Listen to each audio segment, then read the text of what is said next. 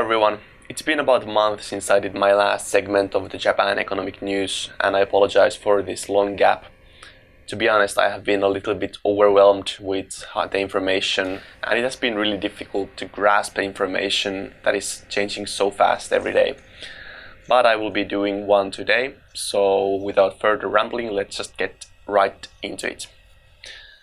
So as always, we have our Japan's Nikkei 225 index, and let's just put this to the 6-month period here.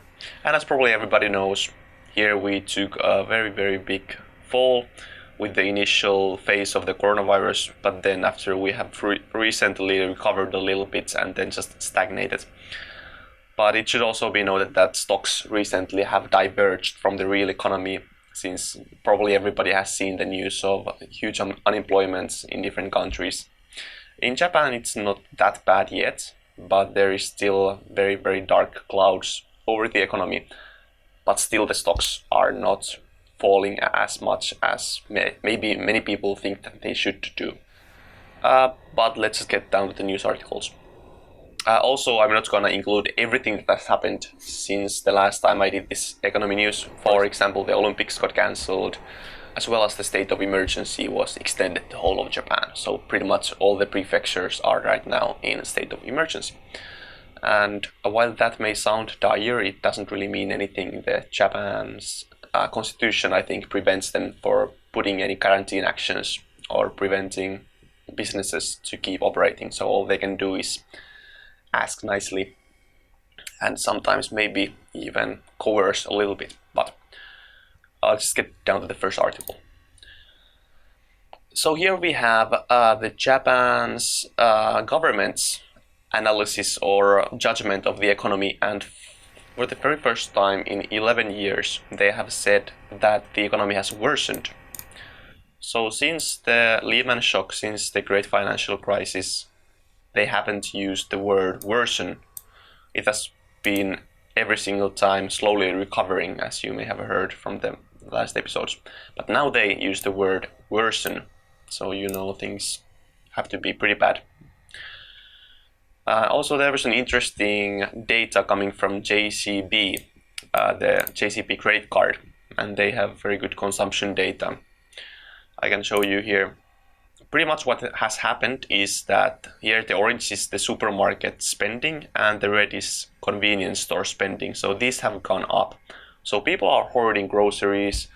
They are buying instant food from companies and supermarkets because they don't feel like making food while they are doing remote work, I think. And so we have this kind of consumption going up. And then we have the blue line here is airlines, and the green one is entertainment parks. So these are going down. And the next one. So here's from Investopedia, we have different countries and an explanation of what the country is doing to alleviate the effects of the coronavirus. And Japan, as pretty much you could expect, they are ramping their QE program, so quantitative easing, so they are giving more money to the banks so they can have more buffer in their reserves and presumably give loans to companies, which I don't think they're doing to a very large degree, unless the government backs the loans, of course. Then they are doubling the rates at which they are purchasing ETFs. So this is the Bank of Japan. So the Bank of Japan is buying stocks of private public companies, as you may have heard.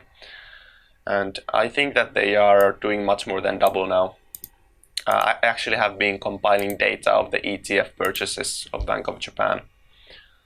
And I will be including this graph in my later videos, so please look forward to that. Also, they are buying more and more corporate bonds. They are buying more commercial paper. I also have been compiling that data to another graph here. So this is very much focused on large companies, large corporations. So we are talking about Toyota, Nissan, these kinds of companies. So they are not buying debt of mom and pop stores. So unfortunately, that is not so fair. And on the fiscal side, Japan has been doing a lot of loans, so small business loans.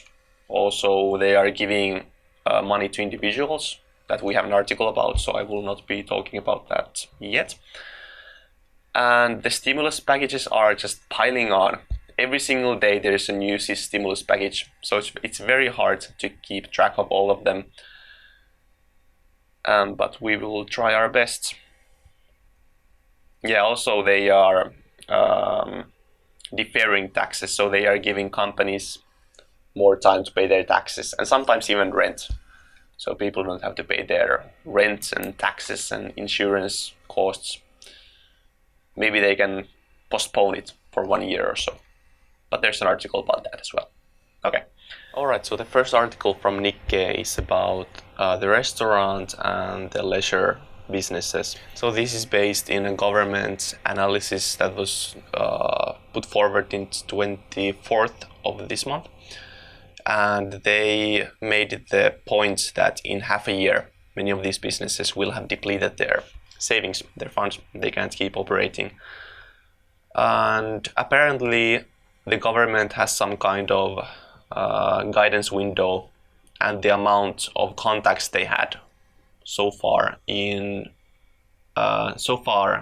until the end of March was about 300,000 cases. So people are really distressed in these kinds of industries. Of course, we can understand why. So here, as I said previously, people are unable to pay their rent. And we are not talking only about individuals, we are talking about businesses and even bigger players. So here it is said that if landlords find themselves in a situation where their tenants are not paying rent, so it could be businesses or it could be individuals or both. If they find themselves in that situation, they have the ability to delay their own payments. So it is said here that the insurance and their taxes. So they can delay those payments by up to 1 year, it is said here. So if you're a landlord and you're not getting paid, then you don't have to pay your own government payments for 1 year. So it is a very short time solution, but I guess that makes it a little bit easier for them. So this is very interesting. And the government is basically backing 100% of a certain employee's pay. So, as you know, many businesses are shutting down. So normally what happens in these situations is that the employer has to pay 60% of the employee's salary, even though the company is shut down. So this time the government is intervening and they are guaranteeing 100% of the salary until that was up until that point for small scale businesses. So here it said this Japanese word shokibokiyo, which is a small scale business. This is not the same as SME, by the way. So if you're a small scale business, and I will tell you the definition of that in a second, you will get 100% of your previous salary, even though the business is shut down. If you are SME, small medium-sized enterprise, of course you still have to pay the 60% of the salary, but the government is helping you by up to 90% over the 60%. And so basically you have to pay 60%, but of that 60% they will pay 90 max. Of course they are not paying every single time 90%. That is the most they are willing to pay. And it is also said here that most businesses are just defaulting to the 60%, so they don't want to pay any extra. And yeah, here is the definition for a small scale business. So basically if you're a service industry business, you have to have less or 5 employees or less. And if you're in a manufacturing industry, then 20 employees or less, then you're considered to be a small scale business. So those businesses are getting 100% of their employees' salary, which I think is very generous. And you can see this kind of behavior also in the States and in Europe, I think. And I think it is a very good short-term solution, but when you consider that these people won't have any incentive to work after they are getting 100% of their paycheck, you can see the unintended consequences that can approach us long-term. All right, let's go to the next one. So this is about the part-time workers, and they are also finding themselves in a pickle. As you can guess, many of these businesses that they used to work are closing down.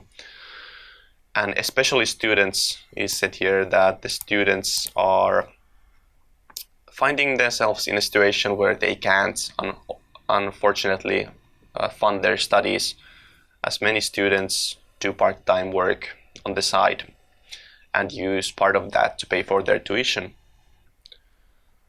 So here you can see that in a research, 60% of students doing part-time job had their income reduced, or they responded that their income was reduced.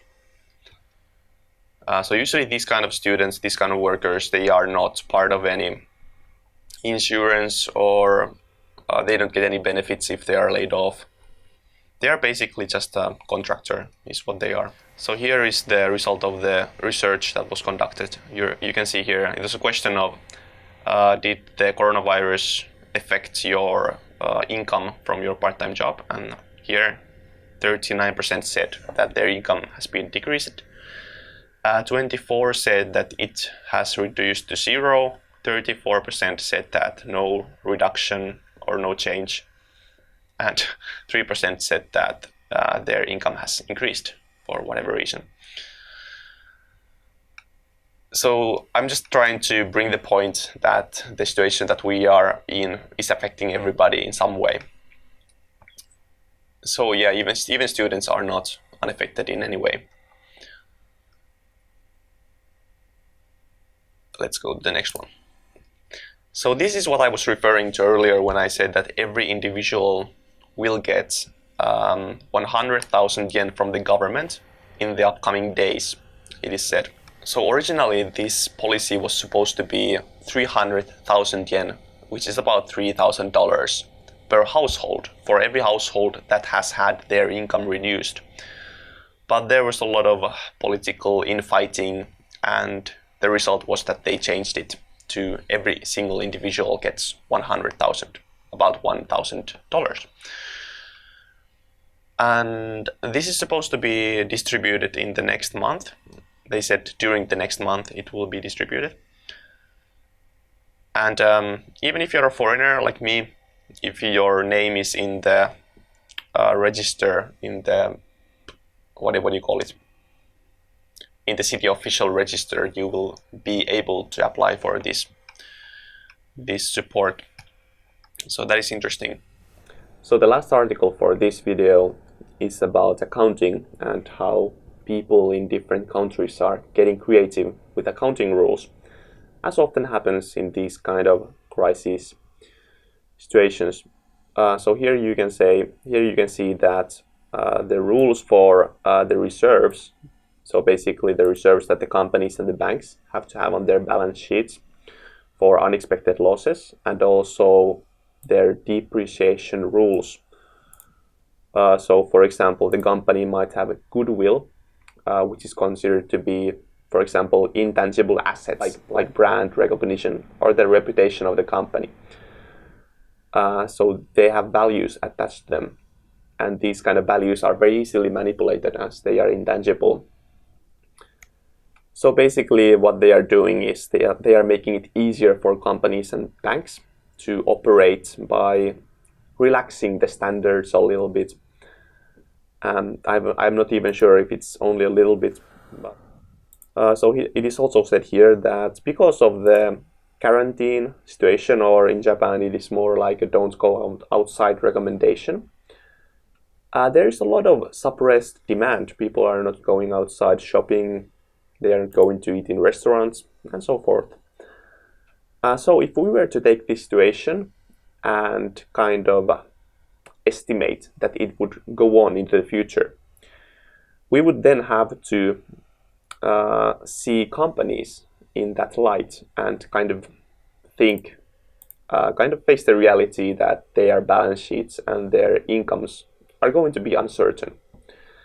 So what this new accounting standard relaxation is doing is kind of closing our eyes from this unpreferred reality and not taking into account the full negative aspects that this coronavirus can bring to these companies. So first, on the 24th, the Financial Service Agency held a meeting, and they concluded that when auditing banks about their reserves, so they have to have reserves in order to pay for unexpected losses, so that the depositors can have ease of mind that their deposits will be safe, because the banks have a buffer for losses that they should have. So basically, these buffers, these reserves, when doing audits to the banks, they can have more relaxed standards, and they can be more flexible when kind of reviewing these buffers. And there's no objections, of course. So also, when it comes to companies and when it comes to auditing companies, they are using a 3 months estimate that the situation will go on. So they will think that the coronavirus, okay, maybe 3 months and then we're all good. And let's go with that scenario. So when appraising companies, they are using that time span. We can see here that the American Financial Accounting Standards Board, when considering obligations or debt that are being postponed because of the corona, they are not going to categorize it as underperforming obligations. So even if you have debt that is not being repaid because of corona, then the debt is still good. It's not bad debt. So countries are getting creative. It happens in every single crisis. It usually is deferring short-term pain for long-term pain, because these kind of manipulations will always be revealed. So whether this is necessary or not, I will not judge myself. You can decide yourself. But we see this happening every single time. But that is all for today's economic news, and sorry for not being able to make them more often. I will try to make them at least maybe once in 2 weeks from now on. And I'm also making videos about what central banks, especially in Japan, what they are doing to try to kind of mitigate the damages of this crisis. And in the next video, I will be telling you what the government of Japan and the central bank of Japan is doing on that front. So please look forward to that. See you soon.